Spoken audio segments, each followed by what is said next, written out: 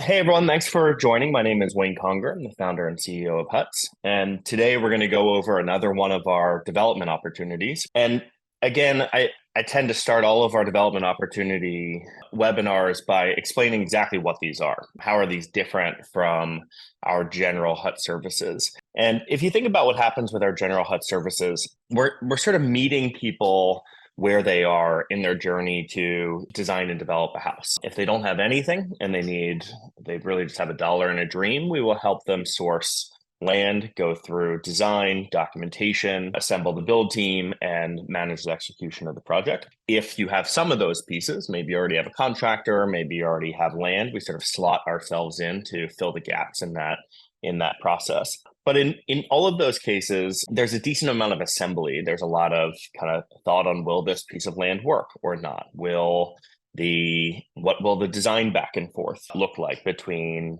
us and the client and your budget and land location be? How will we refine the execution of the project to get into the right price point? And with these development opportunities, we are sort of consolidating a lot of the process and saying, here's a piece of land that we know quite well. Here's how we would develop it, both from the landscape perspective and the design of the house.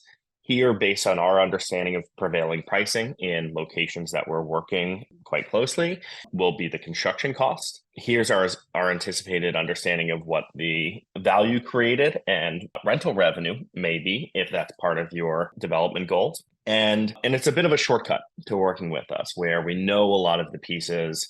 We're sort of presenting this development opportunity as a product where the land, the house, the design, the pricing, the build team are sort of there. And for most folks that we come across who have purchased or engaged with us on one of our development opportunities, they choose to take it kind of exactly as is. Hey, you guys hit the nail on the head. This is what I was hoping to do. Or we have a lot of conversations with potential clients where they say, this is very close to what I want to do, but not exactly in the location, or very close to what I want to do, but not exactly this design. And if you fit into that category, please use this presentation as less of a product presentation and more of a process description. And let's certainly set up a call to go over what your flavor of this development opportunity might be. Okay, so with all that said, let's jump into Brush Hollow Road, which is the development opportunity we're going to go over today. This project would be based in Delaware County, and for reference, here we are looking at what we call our HUTS world map on Google Map, and it's got, all of our project locations.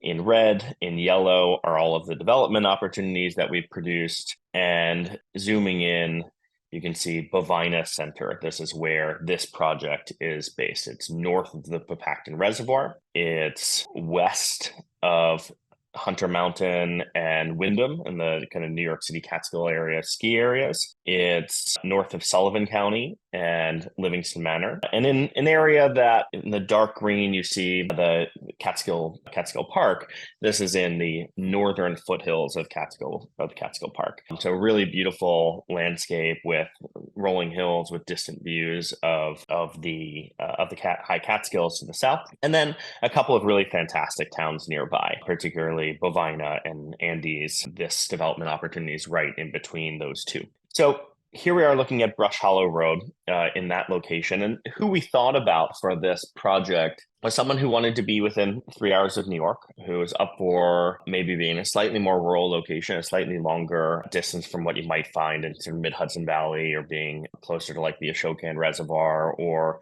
Southern Catskills. So up for a little bit further of a trip, but the benefit is larger land size, slightly less expensive construction costs. And in this case, what we really thought about is the type of person, and this is a request that we get a lot, which is, hey, I want this place that I can go to, but when I go there, I want to do some amount of gardening, some amount of kind of small scale farming, but I'm not really looking to be a farmer, kind of a hobby farm scale, and in a location where, because of soil quality, because of it being a south facing parcel with excellent light, it's going to support that. And this lot and this location is really designed for that person, where it's a little bit more of a kind of a place to put down roots, both figuratively and literally, with a property you could grow into, and that we imagine programming with a certain amount of agricultural production. So the Brush Hollow Road lot is a 6.1 acre parcel. We have thought through it with the inclusion of our dog trot home, which we'll look at in more detail. And the process here would really have three components: land acquisition, so checking out the parcel, ensuring it sort of fits your distance and transportation and kind of regional goals; design and documentation of the house. Again, this is something that would be based pretty closely on one of our standards. We'd be able to go through some amount of revision, but with the goal of getting to permit documentation and entitling the lot relatively quickly, and then starting construction with one of our preferred build partners in the area.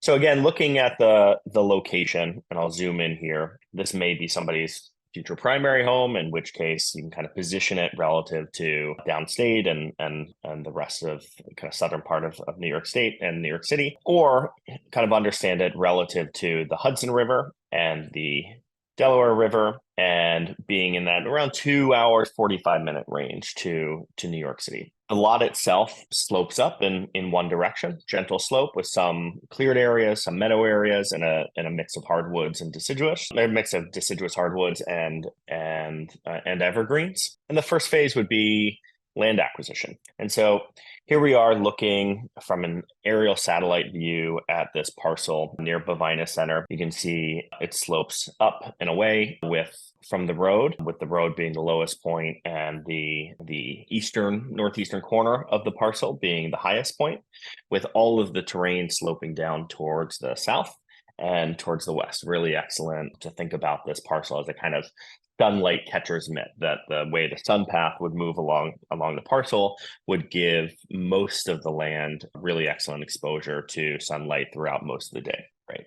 And so here we are at the raw lot. And like all of our development opportunities, we like to go through each of the phases in what's called a pro forma. And in a pro forma, we're laying out the costs, the potential revenue, and the value created at each stage. And so one of the things that you're signing up for when you go through design and development of a raw lot is being a land developer. And as a sound and thoughtful land developer, not only do you want to create a remarkable place at the end, but at each step along the way, you want to make sure that you are remaining right side up, that the costs and expenses or capital expenditures that you're laying out at each phase create some value. And that's part of what you're seeing here. So in the first column, you're going to have your land acquisition cost. And this lot is listed for $62,000, which on a $10,000 per acre rate is a pretty good deal in this area.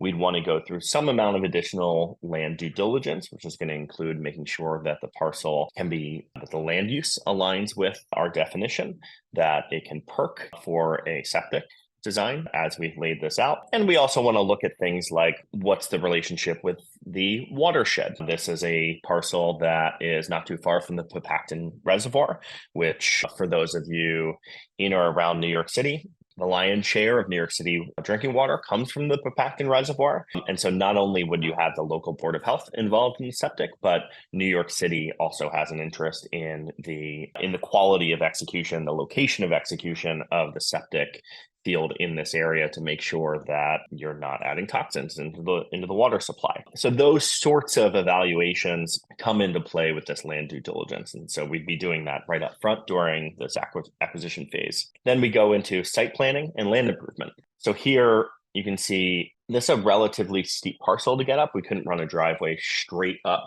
to have the shortest route.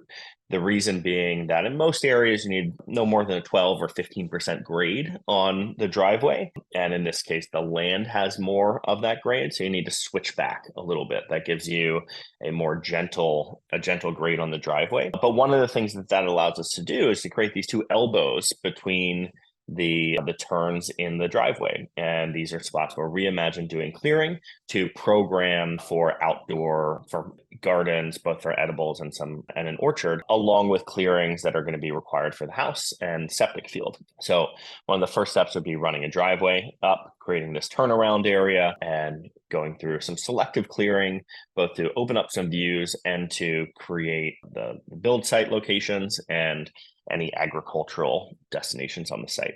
And you can see how that fits in to the sun study of the parcel. One of the most important things in evaluating a lot is how will the sun move through at different times of the day? What will the light conditions be? And that helps inform what sort of siting to go through. And here you can see throughout much of the day, both in the summer and the winter, the entirety of this lot is going to get pretty great sun cover just because of its orientation to the south and the west and the way that the topography kind of points all of the land to the sun. Our siting strategy here is one that we kind of describe as terracing, where the lot has this existing slope and we want to work with that and not against it.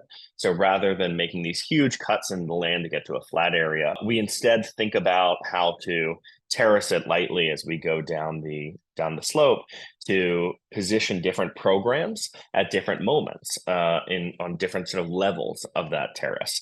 And so one of the things that you see here is that we're diagrammatically placing the house at the top of the parcel and then having kind of raised bed planted area on the middle level and then programming with an orchard at the lowest level. So when you're at the top of the house, you're able to see over each of these different outdoor programs. And when you're inside of each one of these, when you're in the orchard, it really feels like you're kind of nestled in. You're inside of this kind of dedicated area, not sort of in an open field. And we're able to achieve that by taking advantage of the topography that's already there. Next, we would go through groundwork preparation, which is going to include running a driveway, running power, getting a well in place, getting a septic designed and constructed. And one of the things that, if you've been following along on HUTS, we always kind of describe that the acquisition cost of the land is sort of step one with land costs. It doesn't really define all of the things that go into creating a lot that's build ready. You're going to have to do these other pieces as well: driveway, tree clearing and site prep, grading, electrical, well, septic. And sometimes the cost of that is more than the acquisition costs. And so that's a bargaining point too. When you know what the improvement costs are, you can use that to negotiate on the acquisition cost to say, hey, I understand what you're trying to get out of this lot, but here's what I'm going to have to do to it to be able to get to a development ready state. And that becomes a lever for us to utilize during the acquisition negotiation. So here we would have putting our best estimates, similar projects that we've worked on nearby for what our driveway will cost, tree clearing, electrical, well, septic, and then HUTS's effort on the site planning, putting together the documentation to be able to execute on each of these pieces and coordinating the groundwork contractors and vendors to deliver on these phases. And so now you purchased this lot for $67,000, $62,000 or so. You've put around $109,000 between hard and soft costs into improving the lot. And now it's a build ready site. And this is one of the first moments where a lot of value gets unlocked, that you've gone from this raw lot, which is kind of worth what it's worth. Then you go to an approved lot, one that can get a septic designed for it and will be approved by the Board of Health, to an improved lot, one where you've made an active investment into it. And with that investment, there's a multiple that every dollar you put into it is often worth about $1.50 or $2 on the backside. You're creating some stored equity in the project. And so in this case, we believe you're going to have around $70,000 of stored equity in the project and starting to produce a multiple. As a land developer, you're getting right side up. The amount of money you're putting into it is less than the amount of value you are baking into the project. So that's phase one, groundwork and site planning. Then we move into design. In this case, we are utilizing our dog trot as the home type. And like all of our home designs, you can go to the standards area within our site to get more detail on each of these units as kind of base level standards. Our dog trot's really fantastic for the clarity of the organization. One side is bedrooms, the other side is living, kitchen, dining, and public spaces. It's merged by a kind of glassy entry area with storage and bench in a way to kind of bridge that gap between indoors and outdoors. And the form of the house itself creates a really excellent protected outdoor area before you bleed into the softscaping and all of the kind of true outdoor areas. The two gable roof forms create kind of like an outdoor room that feels like an extension of the house. And so like always, please feel free to head to the standard section of our site to review all of our base level standards. And in this case, we're looking at starting with our dog trot. And so we've placed the dog trot in the cleared area of the site. You can see the house is oriented, so you're looking over your wooded areas, your existing meadow, and the defined orchard and raised bed farm that we're imagining. And then we've linked all of these programs together with what you see in this brown line, which is a trail that connects all of the programs, gives you a reason to have a sort of circuit through the lot and explore this as your property. One of the things that's nice here is you get higher up in the lot, a little bit of strategic clearing is going to open up views to the south, and also to the south to the higher peaks of the Catskills, and to the west to some of the foothills, expanded foothills of Delaware County. So now we would have constructed the home, and we're in our next column in the Performa. And here you can see we're breaking out the construction costs of around 500, a little bit less, into three categories. That the way that we understand construction costs in the home is through the shell costs. This is going to be your foundations, framing, shelling in the house, insulation, and these are really based on commodities for the area and prevailing labor costs. You don't have much room to change these prices, and these are quite known entities by us and contractors in the area. Kind of what it costs. You're not going to change the cost of concrete. You're not going to change the cost of the lumber package. You're not going to change the cost of plywood. It's going to cost more or less what it costs. And so the only real change that you have here, or way to manipulate the shell cost, is going to be over square footage. And so for this amount of square footage, this is generally what we see on the shell costs. The next two, glazing and roofing and finishes and fixtures, you have a lot more control of. You can go up market and down market on window specifications. How many windows do you have? What is the roofing material? Is it standing seam metal? Is it asphalt? Is it a corrugated? On the finishes and fixtures, what is the millwork package? What is the tile? What is the flooring? You have a lot of sort of room here. And in this case, we're imagining sort of an upgraded package kind of across the board. But like with most of our clients and projects, it tends to be a little bit of a mix between upgraded, downgraded, standard finishes. And for those interested, and I'm sure there are folks that are, you can go into our YouTube channel. We'll put the link in the description below when this goes up on YouTube as well, to check out our how we do it finishes and fixtures. So you can see what our upgraded, standard, and more value-based selections are. And you can start to get a sense of what are the things that really matter to you. And that will manipulate the glazing and roofing cost and the finishes and fixtures costs. We have a price for raised beds. You're going to have a structural engineering fee, which is part of your soft cost to get the structural completed, get the permit submitted. This is based on our preferred partner in the area who we work directly with. Then you have HUTS design and development fees for pulling these pieces together, both the permit documentation, the construction documentation, the finishes and fixtures selections and procurement, and helping to guide you through each of these pieces. So at this point, you've purchased the land, you've improved the land, you've built the house, you've gotten the landscaping in place, and the total hard costs and soft costs are around $720,000 at this point. But now you've also created a small scale working agricultural destination. You have the upgraded dog trot built on site. You have planning for future development you might do on the parcel. And we're imagining you've aggregated your stored equity and produced around $175,000, $178,000 of value at this point. And then for those who are interested in rental, that's the last piece of the Performa. What might the potential revenue be on a place like this? And based on sort of highest quality properties in this region, which this certainly would fit into,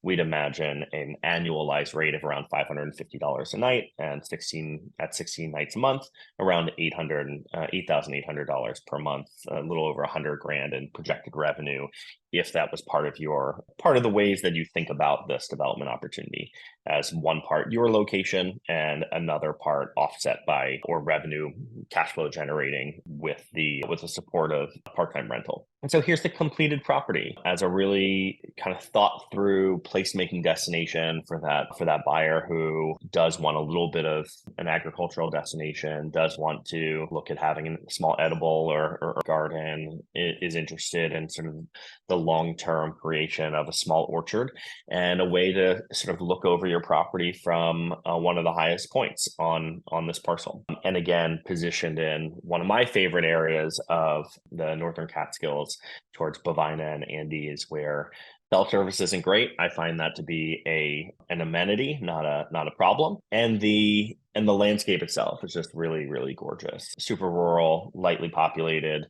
beautiful rolling farm fields, and then in the distance, the high Catskills. At the bottom of this page, and like all of our development opportunities, we try to answer as many of the FAQs as we can. These are the sorts of questions that we receive all the time. Hey, great, I love it. How would I start?